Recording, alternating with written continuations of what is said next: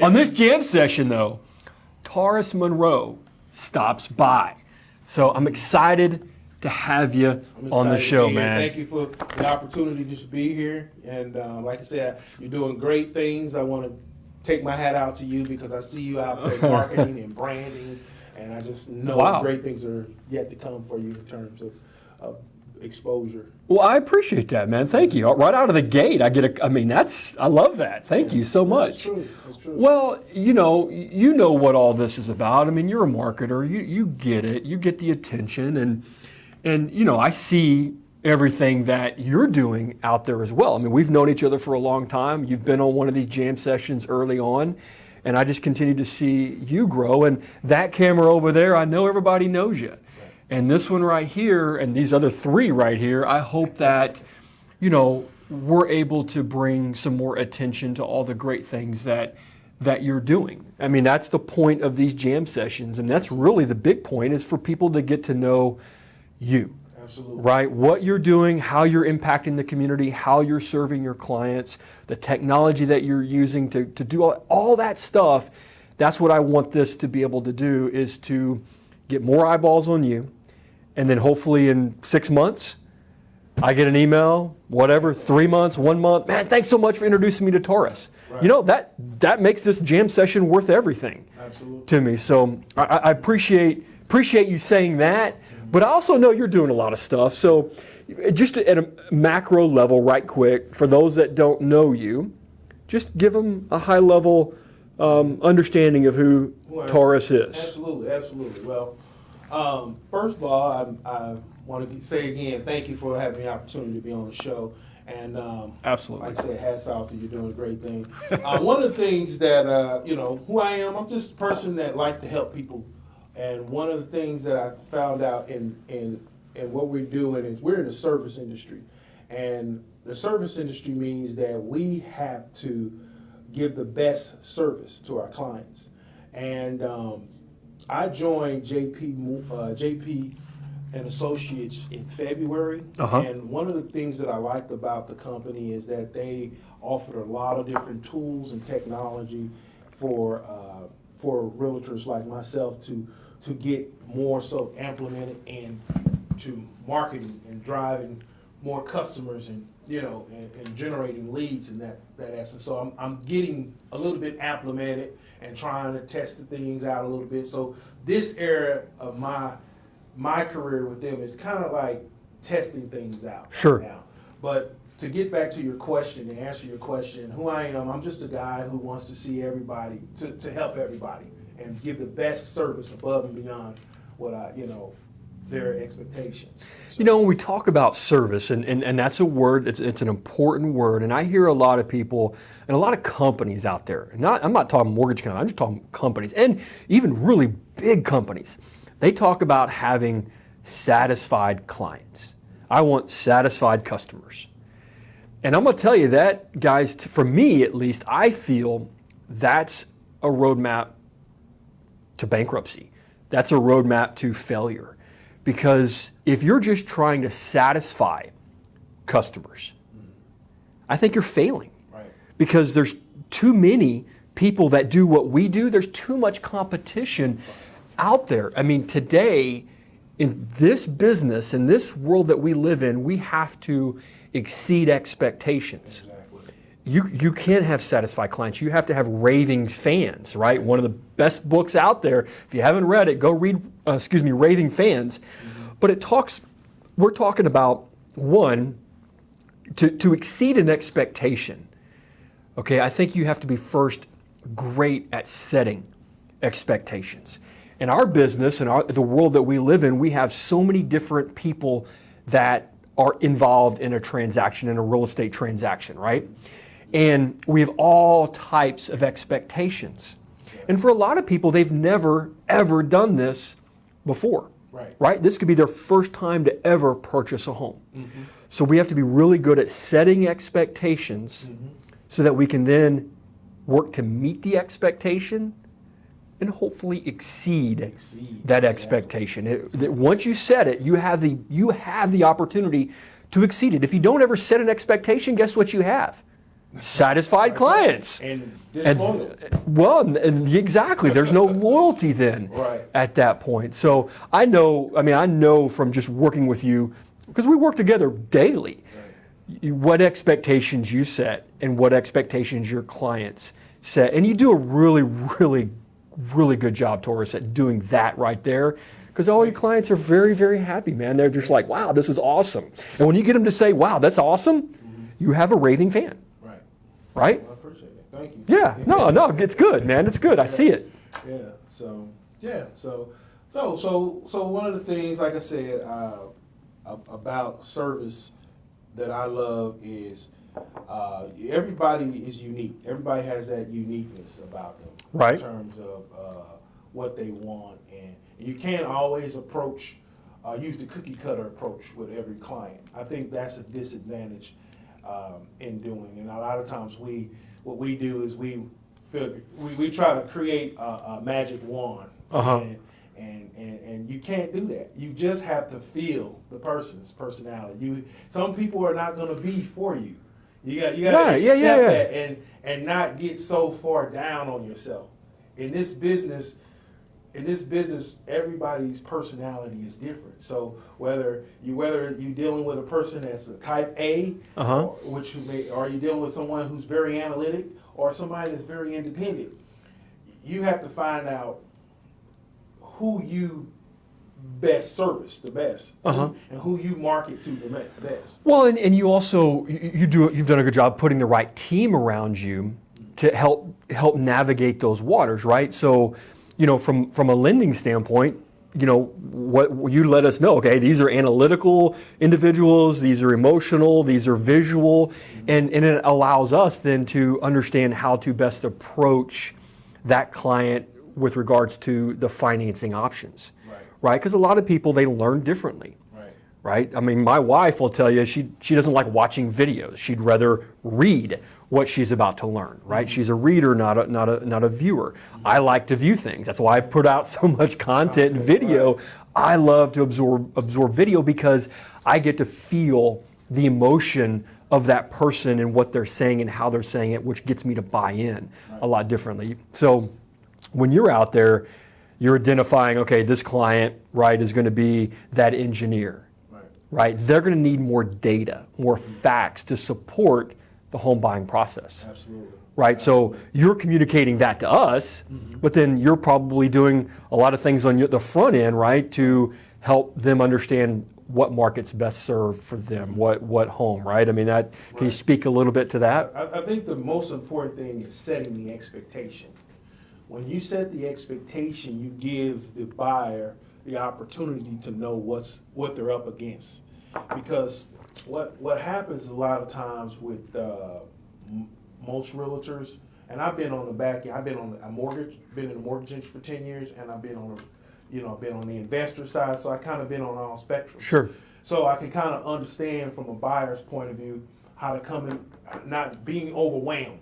Mm-hmm. So if you set the expectation, you can almost get a seamless result from utilizing that approach by letting them know this is what you have to have. You create a checklist of things that they're going to need, and you set the expectations on this is what we're going to go through. This is the process and whatnot. And a lot of times you have realtors just don't want to get involved in it. They just want to make sure they just get it done, And I'm not saying that's right or wrong, but I'm just explaining from my point of view and what I do. No, that's important. And I think that's one of the reasons why a lot of clients gravitate to me as opposed to, because they know that I make sure that everything is concise, make sure it's simplified in the best manner to where they understand what's going about. Well, it's not for you. You're saying really not an emotional decision. It's all going to be factual based. I mean, you're really looking at numbers as an investor, right? You know the mortgage side,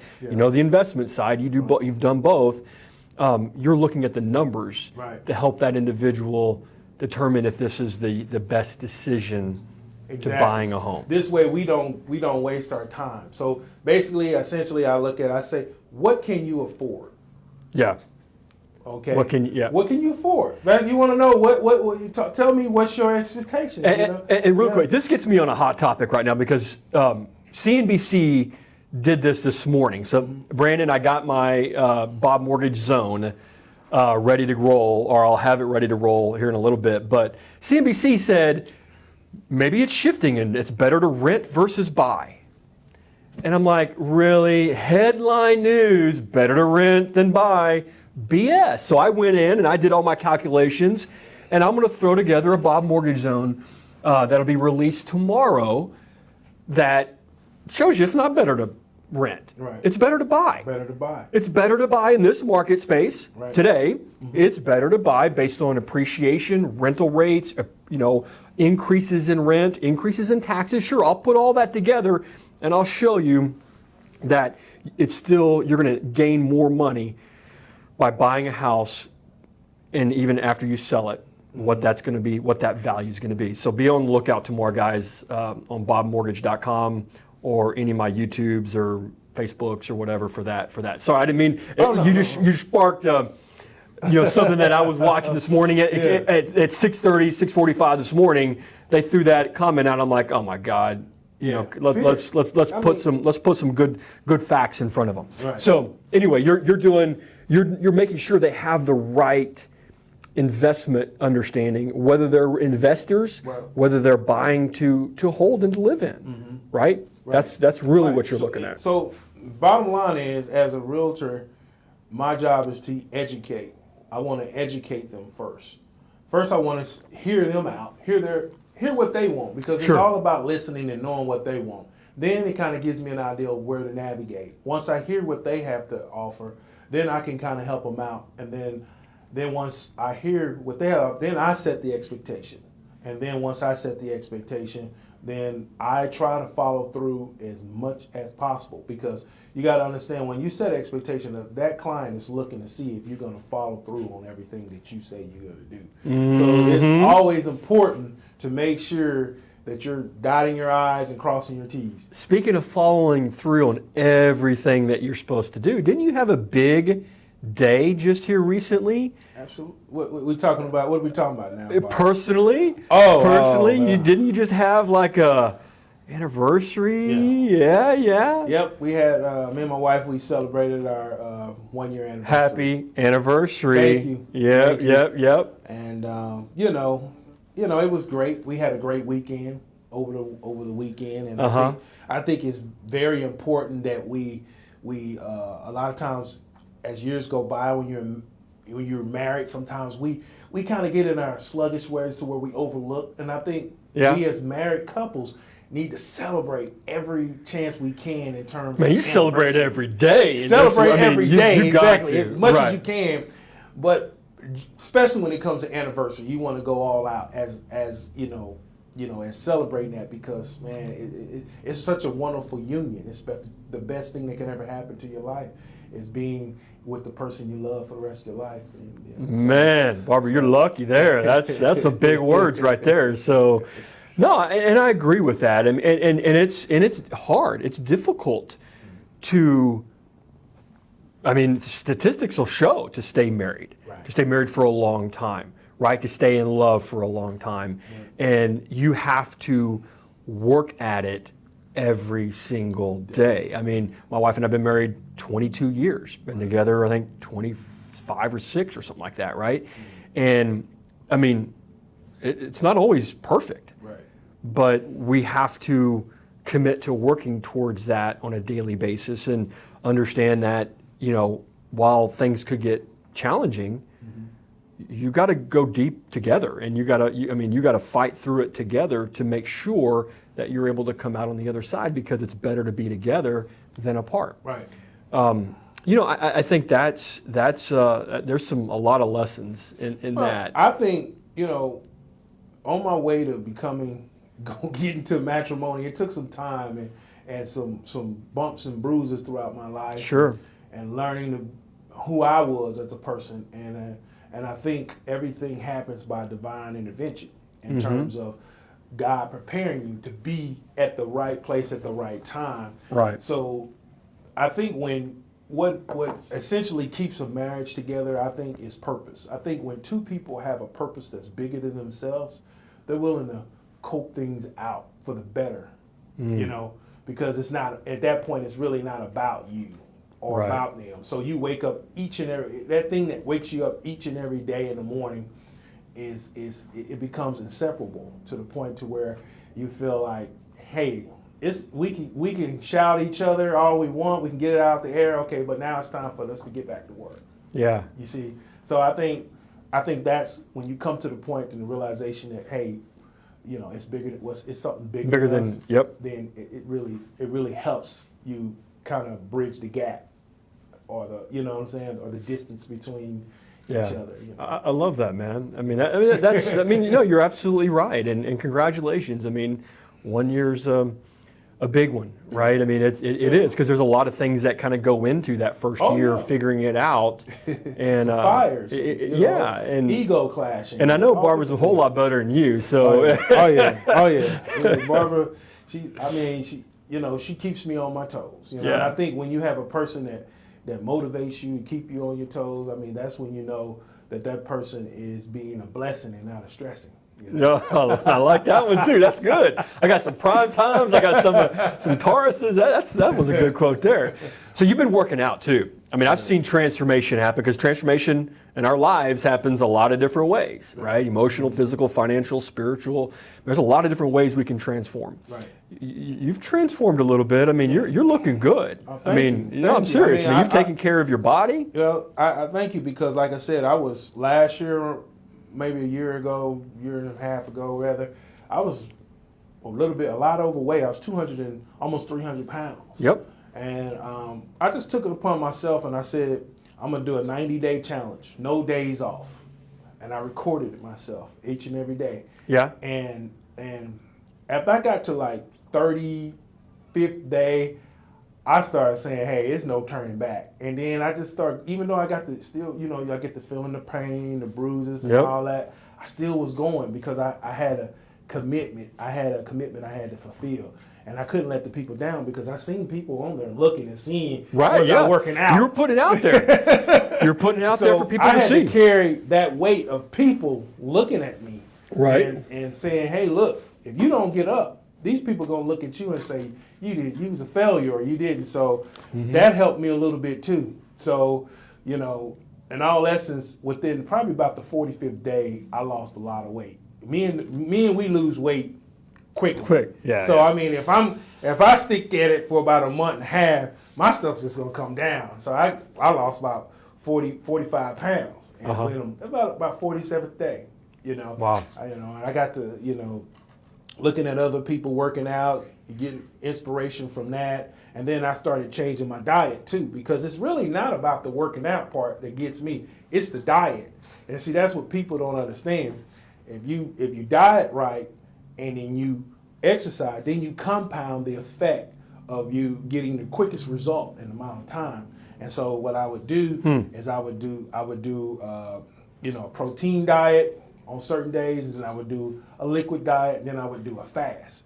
So if you add those combinations in there, that's discipline. Yeah. You got me. That's discipline. But you know, once you get in that once your mental gets in there, it's just like you and what you're doing and your marketing and all that. Once you get that buzz, it's like no turning back. Well, there was a purpose. There's a purpose for what I do and why I do what I do. I mean, you had a reason that you wanted to do what you did and transform your body, and you know that carries you forward. So I fully expect it to stay, right? You would probably say the same thing. I fully expect, you know, my life to never go back to that to that look or feel or weight or whatever. You don't want to get to the point where your belly is hanging out and you can't wear a belt buckle, and it's hurting your stomach, and you got to just unloose that buckle. Everybody knows. See, that's the elephant in the room. Knows, yeah. You know, you be like in there, you be uncomfortable, and the minute you open the buckle, you wonder who's looking at you and all that. And, you know, that's one of the most uncomfortable feelings. So I was like, I got to get that stomach down. Really quick, give me a fun fact that nobody's going to know about you. The fun fact, I think the fun fact is a lot of people don't know that I enjoy doing radio. I used to do radio for about All right. 3 years. And Okay. me and my co-host, I got some competition here. we had a back and forth Uh-huh. dialogue between each other through our comic shows. So we had a lot of thought-provoking topics and issues and things that go on in the community, and we did a lot of entertainment venues and different things out there. And we had a lip sync. We was probably back then started the lip sync thing. We did the lip sync thing before it was even popular. This was like maybe 7 The years original ago. Manila We Vanilla. we did the lip sync before the celebrity lip sync with LL Cool J and whatever that girl's name, I forgot her name, but we was doing that. So we would have little shows and stuff, and we was and our show we was actually ranked on the bowl for the highest rating. We ended up getting a 4-hour show next to Skip Cheeto at the time. When Skip Cheeto was very known for being on 104.5 with the Breakfast Club. Breakfast Club, yeah. So that's a fun fact people don't know. I enjoy doing radio, and I enjoy making people laugh and doing different things of that nature. So do you, like, how does that help you in, you mentioned educating your clients. How does, that's a skill set to be able to communicate with people that way and lip sync and all that kind of stuff, be comfortable on the radio. How does that help you with what you do in your education to your clients? It's weird because as much as I would like to allow that to linger over in my job, it doesn't as much. Okay. So doing the radio thing is more of a natural thing. It was more natural for me. For me to get in the radio, because at first, when I first did it, I ain't gonna lie, when I first did it, I got on a national broadcast, and I wasn't a host or anything. I was doing some promotion, and I had to say something, and I just gave dead air. I mean, it was very nervous because it was like, people think it's easy, but it's really not easy. It's not. It's not easy carrying a radio show because you can't have any dead air. No. You got to keep talking, and you got to be quick on your toes, and you definitely have to be witty. I'm not very quick and I'm not witty. I just try to think 3 segments ahead. Come on, man. Come on. No, but I mean, you do use, to have quickness and being witty, and I mean that delivers a level of comfortability you have to talk to people, right? Especially in a one-on-one environment. You're talking about radio, and you're talking about this being your audience right here, which is all these cameras, which is different. You replace a camera with a person, and you get feedback immediately from that person. You got to understand the most important thing, which I know you already know, is people like to tell their story. Yeah. People like to tell their story. They do. That's the best way to create dialogue and break the ice a little bit. It's because no matter what, people want to tell their story. So once you get them to tell their story, then you want to elaborate on certain things to bring out the fun in it. Right. And then that also makes for a good show because you don't want to be so serious all the time. You want to laugh. Laughter, it brings out endorphins. You have to move the needle in their in their life, right? Exactly. You have to make them laugh, make them cry. I mean, you got to do one or two things to generate some type of an emotion, which is what makes the connection. There's a shock, and see, there's an element you got to add to the show. There has to be a shock factor in everything. Okay. A shocker. So what's my shocker in the jam sessions for BobMortgage? I could tell you. Give me a shocker. A shock factor? Yeah. I mean, just something just off the top. What would be a shock factor to you to add? Well, maybe something that's playing off the airways right now. Maybe the thoughts of what are your thoughts on what's going on about Nike? Or that leads to, I want to know what that person has to say. Sure. Oh, I want to know what their thoughts. Is he a coward? Is he gonna shy down from saying how he really feel about a certain situation? Yeah. No, I mean, I think that's. I mean, nobody's asked me those types of things. Usually it's me asking questions, so you can ask away. So if I was to say, what is your thoughts on what Nike did this past yesterday? What was your thoughts? What Nike did? Do you think Nike knew what they were doing when they did what they did? What do you think about people burning their shoes and that type of thing? Well, okay. First time I've been asked, so we'll answer. Yeah, I think Nike knew exactly what they were doing. I mean, I think they're very calculated in their approach, right? Whether it's going to be Jordan, it's going to be Colin, it's going to be LeBron, whoever it's going to be. They know what they're doing. Now, I think that it's ridiculous for people to take a stance like to burn their shoes. Well, but hear me out. Okay. But I also understand we're all people, and we all have our opinions, and we all have our feelings, and that's the beautiful thing that we get to express, right? What I have never liked, and I'm not. It's hard for me to go political on anything because I serve everybody. Right. And I understand everybody's opinion. While I might not agree with every opinion, I certainly understand it and I respect it and I will listen to it because that may change my opinion. Right? So while I get that there are people that are just furious for the stance that he took by kneeling.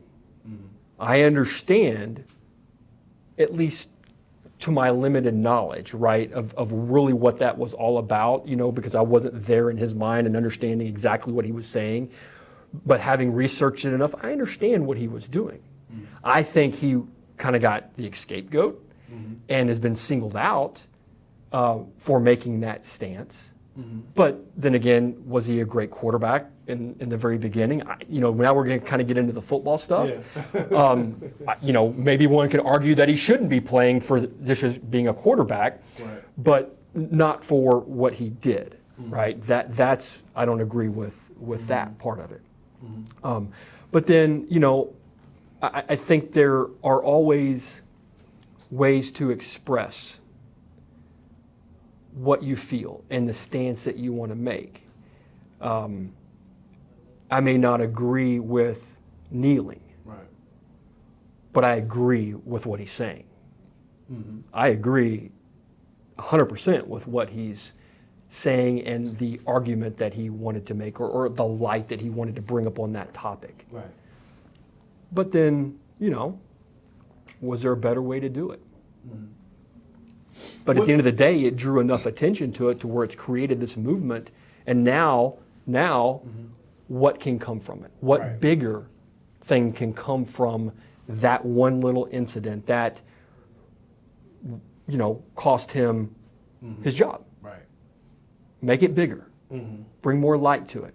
Actually be the change that you're wanting. Okay, how can he create that change? I think there's some accountability also in the league to take some ownership in getting this camaraderie back to where it needs to be because it has taken a hit significantly. The league's failed.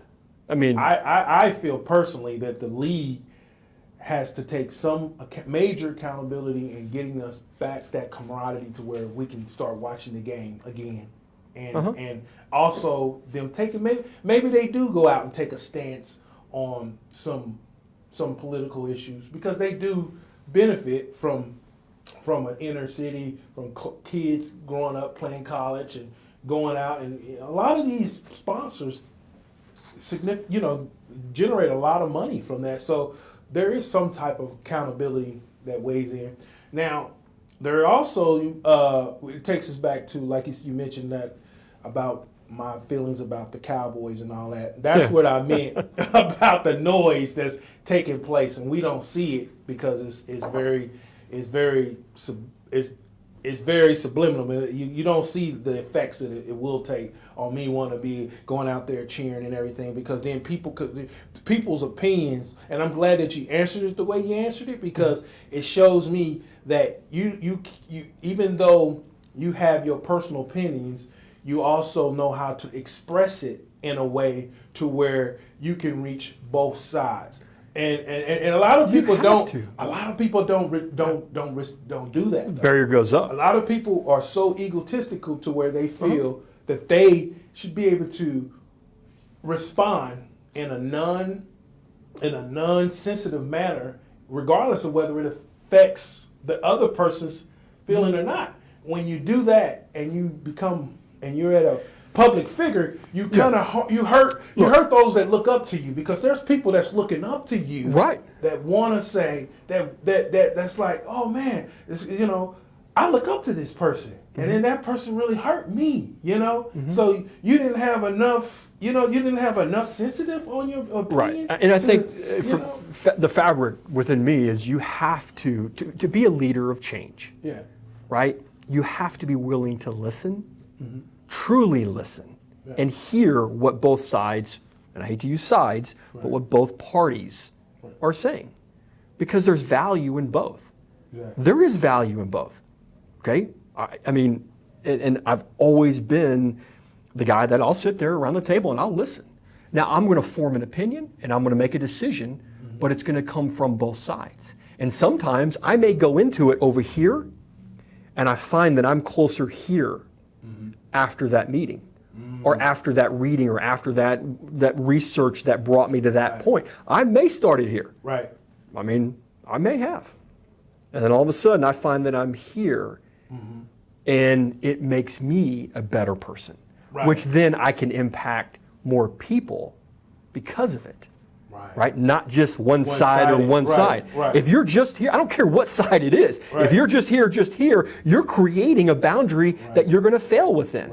Because we need that. Right. We need to bridge the gap. Right. We could disagree without, we could disagree. It's 100%. Yeah. I'm not going to agree with everything you say. Right. But we don't have to be malicious towards each other in disagreement. And people take their opinions so it becomes emotional. Yeah, and it gets emotional. And this is why you see a lot of back and forth on social media. A lot of people being distracted from what they should be doing because they're so heartfelt in their opinions. Their opinions have become what you call so self-enthroned to where they value their opinion over what you just mentioned, us coming together, being open-minded to see it one way. Just like you. I believe, like you said, even though those people are burning their shoes, they have a right to do that. It's their free way of expression, just like his free way of expression to Neil.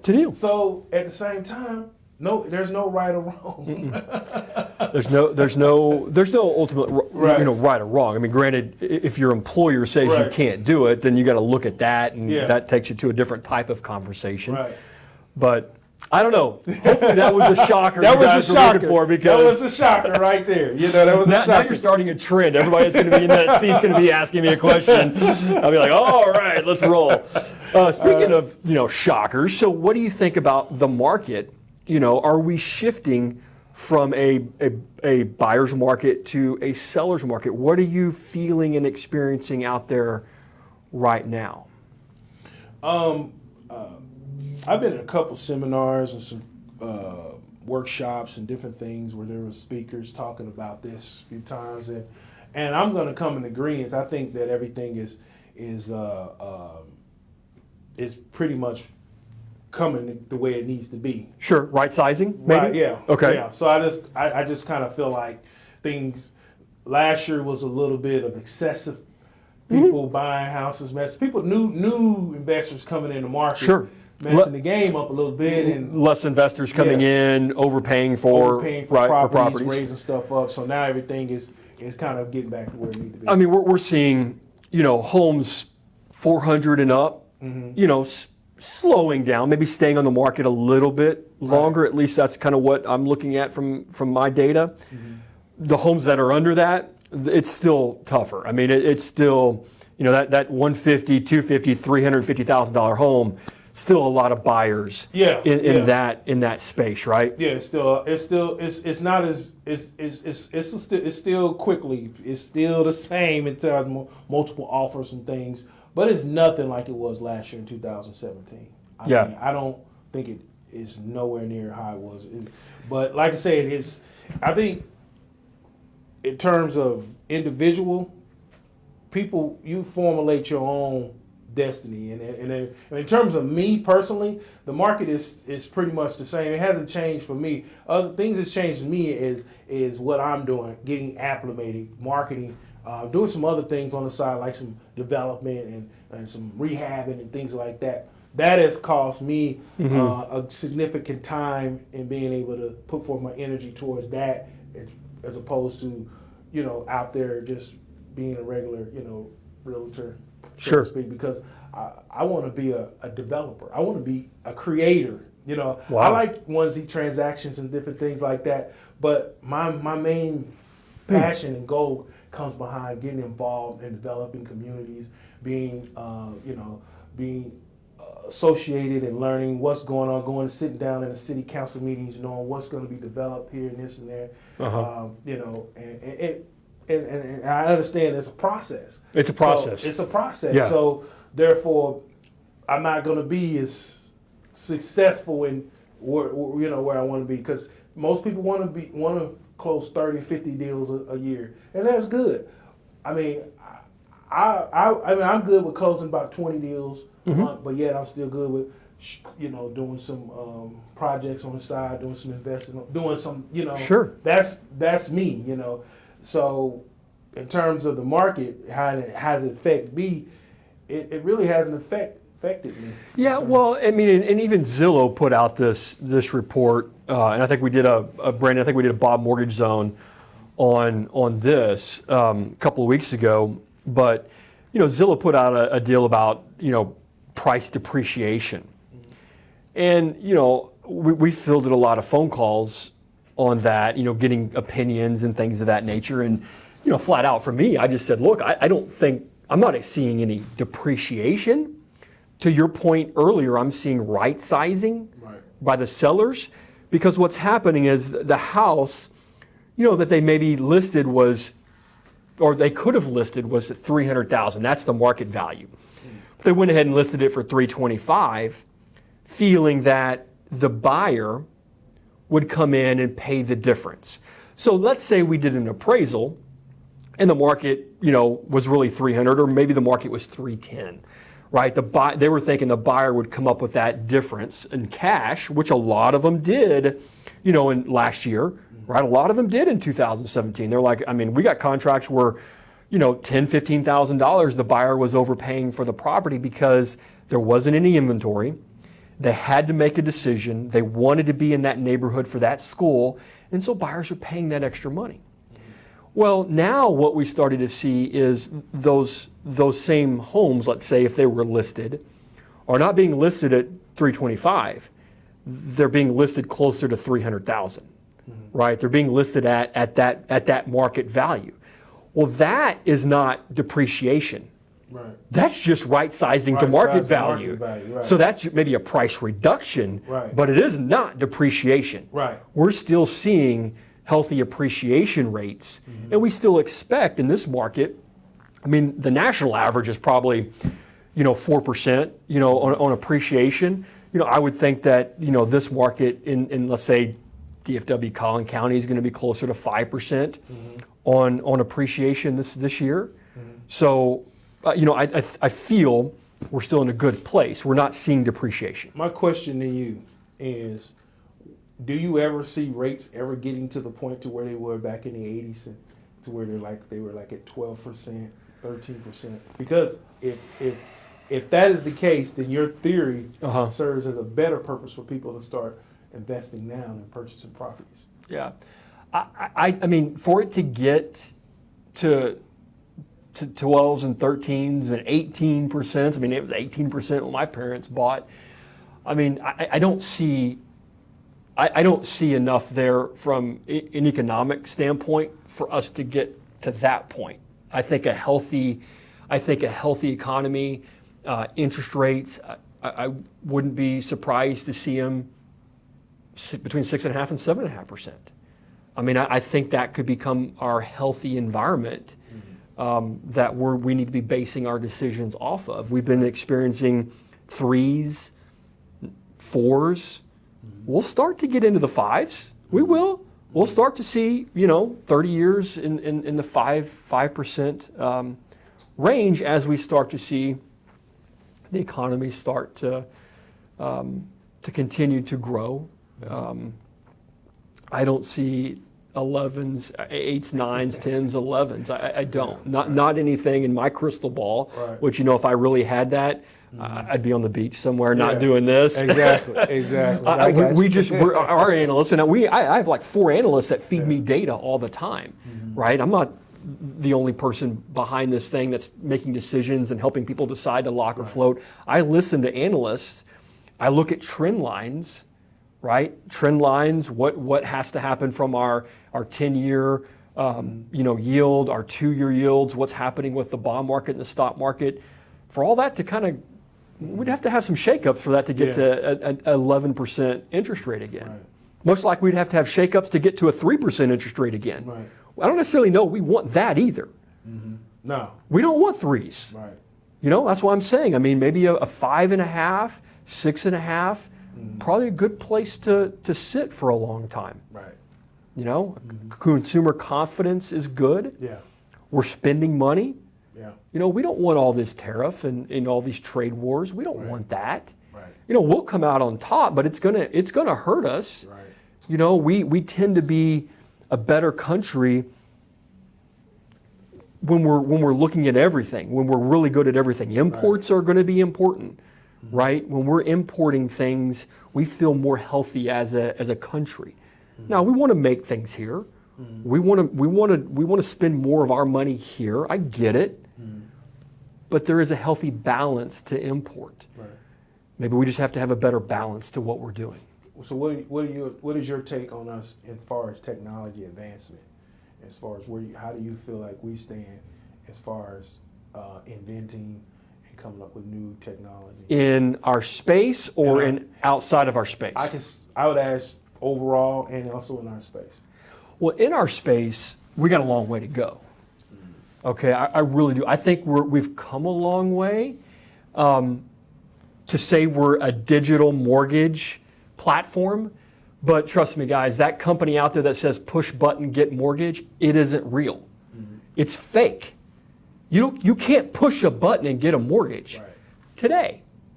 Could you? Will we? Probably so, for a certain percentage of the population. We deal with so many people right now that we have to help repair credit, to help modify situations to help them get into a better loan. Could they push a button and get a quote? Yes. But I can improve the quote that they get with modifications to their credit profile or buying out mortgage insurance versus paying it monthly. That these algorithms that are out there today are not delivering those options.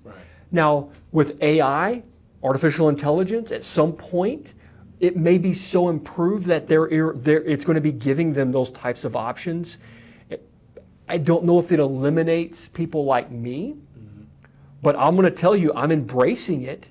I'm embracing all that technology because it's only going to make people like me, who I consider it because of my team and everybody else, we're up here. We're the top. And it's only going to continue to push us even higher because I'm going to embrace the technology to be able to bring that portion of it to the masses that I serve, and then take advisory type services to improve upon it, right? To Charles Schwab, you could do everything on whatever it is, you could do it. They're still going to have people that are going to say, hey, tweak this investment, tweak that, tweak this to improve your overall position. I'll be the tweaker. I'll be the tinkerer back there in the back that's going to improve the people's position with their interest rate, their total cost of ownership, minimizing the amount of interest they pay. So I feel that we have a ways to go. I feel we have a ways to go in appraisals. That system's broken.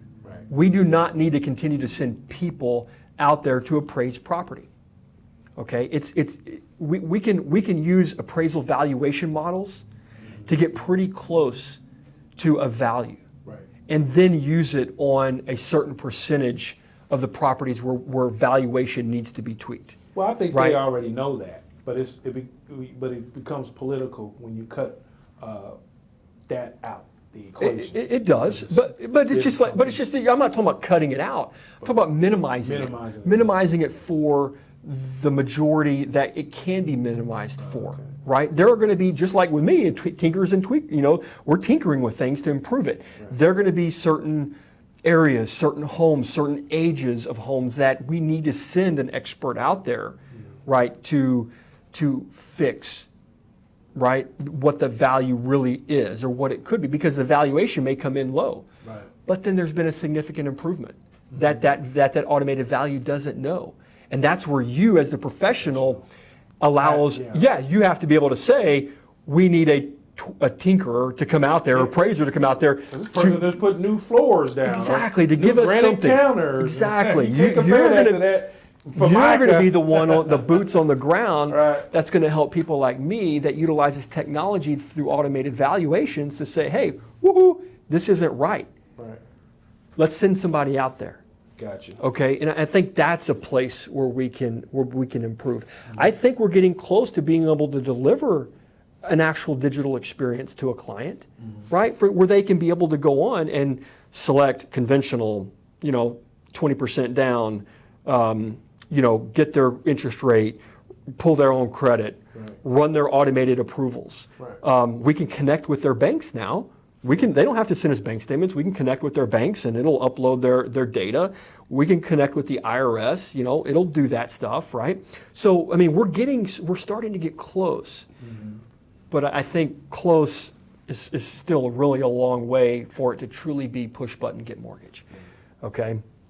I think overall, the challenges that we have with technology is not whether we're going to advance.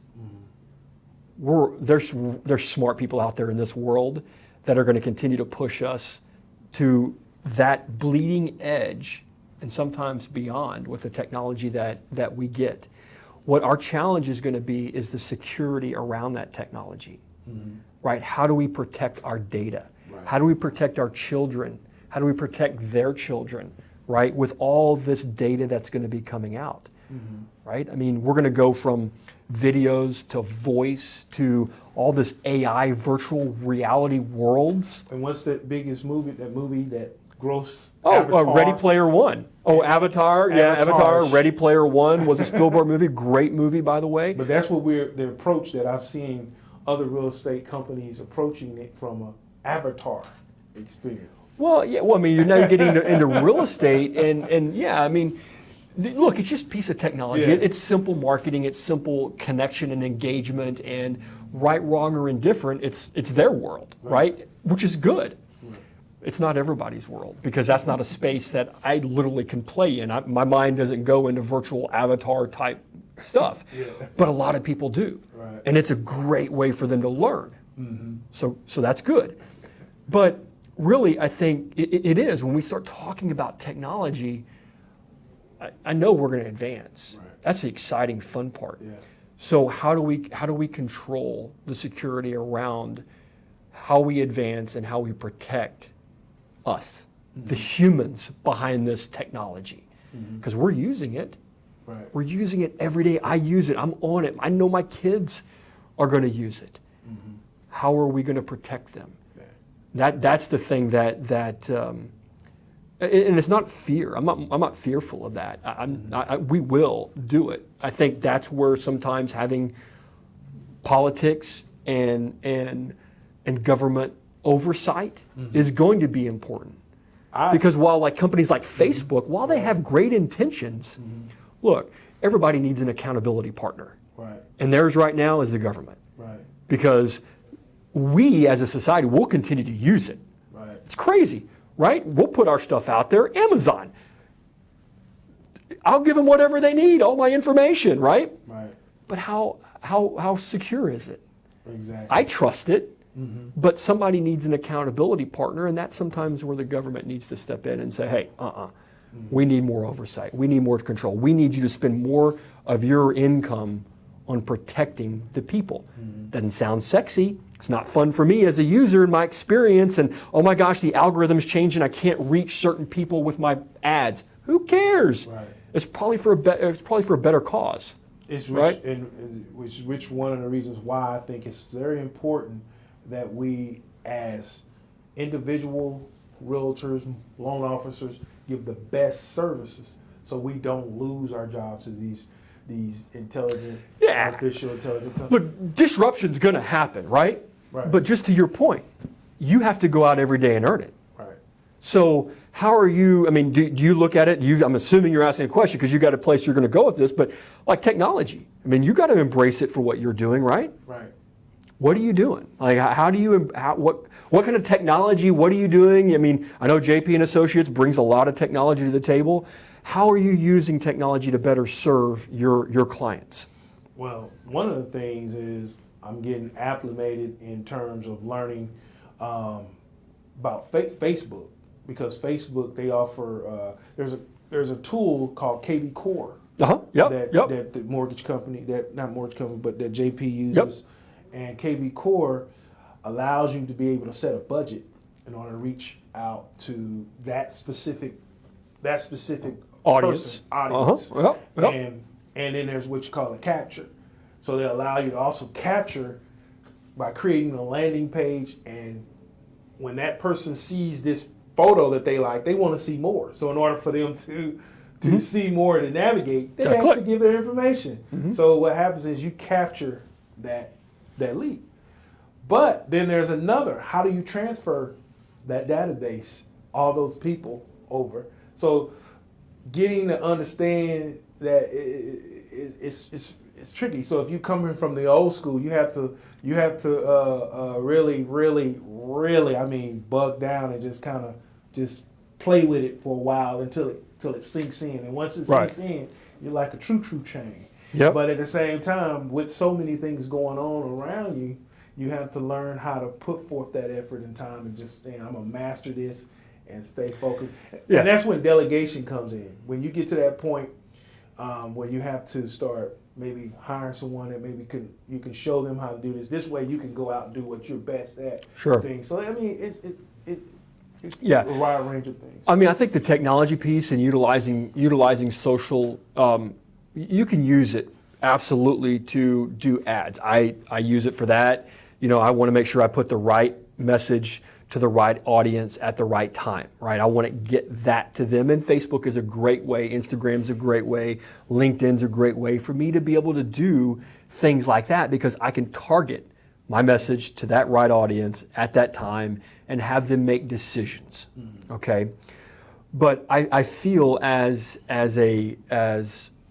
I feel it because I do it personally, I feel I'm more now a media company than I am a mortgage company. That is what I do, mortgages, right? But I embrace media more so now than I ever have because of platforms like Facebook and Instagram and LinkedIn and YouTube and Twitter and all that stuff, because now I get to educate. Right. Which is something you said earlier in the jam session, was what, you know, this is all about education, right? Right. It gives us a platform to distribute all this educational material that we want to enhance our brand, to provide content to make our audiences more informed and better decision makers, and then ultimately come back behind that with branded ads, with Facebook posts and ads to get them to make decisions, because now they know us, they like us, and they trust us, so they'll click on that button to do business with us.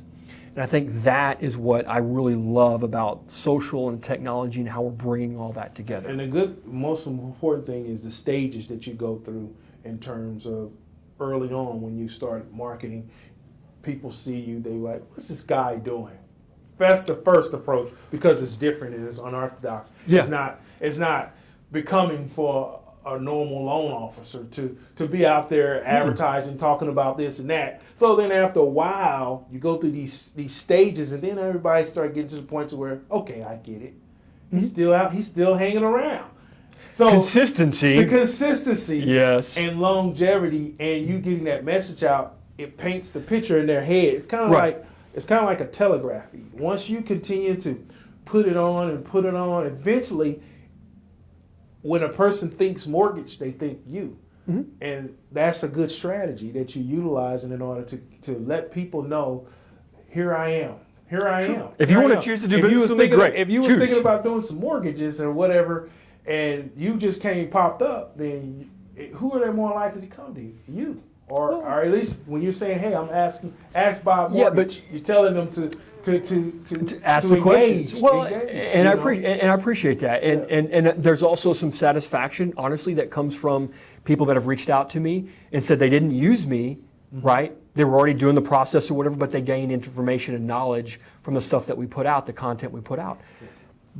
That's perfect. I love that. Yeah. I would love to have done the loan, but that's not why we put out the content. Right. It is to truly educate people. Right. Now, they make decisions, and we talk about this a lot, process and outcome. The process part is the education. That's what I'm committed to. The outcome is something I don't control. So that person choosing to do business with me or not choosing to do business with me is their choice. Right. That person was so far along, they couldn't make the choice. Right. They didn't choose to do it, but what they chose to do was listen and learn and make better decisions while going with someone else. I like that, right? Because I still made an impact and a difference. Absolutely.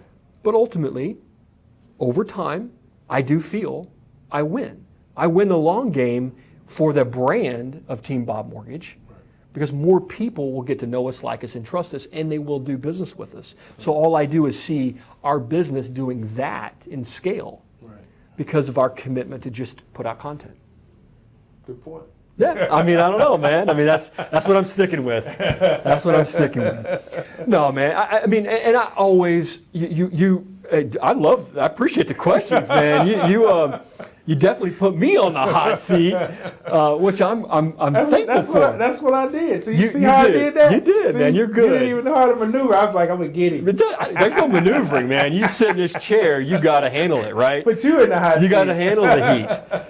But no, and Tarus, and guys, let me tell you, this is a true gentleman. He has a great heart. I've come to really respect him, his business. Everything that you do, your clients are so informed. Really, man. And guys, I know you know this on this camera over there, all these cameras here. Reach out, give them your deets. How do they get a hold of you? Phone number, website, Facebook. What do they need to do? How do they reach out to you? Well, simple. Like he just mentioned, I'm on Facebook. So if you want to send me a message and you might have a question, and it may not even have anything to do with a transaction per se, you might just want to have a general question. You can always reach out to me. Or if you are looking or in the market looking for a property, you can always call me at 972-333-3104. Or just inbox me, simply inbox me. And, I'm not a pushy person. It's not about me, it's about you. So whenever you're ready. So that's the most important thing is to know, for me, there's no high pressure in terms of me pushing you to try to make a decision that you're not ready for. My objective is to educate you first so that you can come up with the right conclusion to make a decision that's best for you. So they go find you at Tarus Monroe? Right. They can go to Facebook, Instagram, Tarus Motivational Sale, which is where I leave a lot of inspirational quotes. Tarus Motivational Sale. That's your handle. Yeah. So at Tarus Motivational Sale. Right. Perfect. Yeah. And we'll put that in the post, guys. So when this thing goes, this hits, we'll update that, Brandon.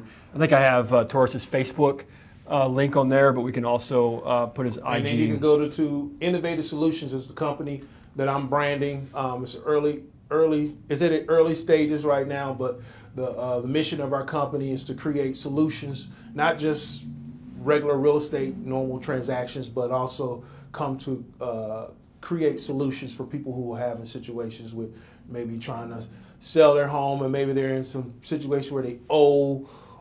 They're back on their taxes or whatever the situation, So now, I tell you, you are innovative because I know a lot of the conversations, whether it's with me or my team, you're trying to figure out, right? It's a shell game. You're trying to figure out how to make this work. Right. How do we do this? How do we overcome that? How do we, put a square peg sometimes in a round hole as long as it benefits the client, right? I mean, you never cross that line, but you're always looking for innovative solutions. Right. Which I love. I love that. You got to think outside the box. Tarus, hey man, thank you. I appreciate it. Letting me on the show. Absolutely, man. I appreciate all the questions, guys. thank you as well for loaning us your ears and your eyes today and watching this jam session, man. Tarus made me a better person. I hope you got something out of this. I definitely did. Please have a great day and make somebody else's day even better. Take care.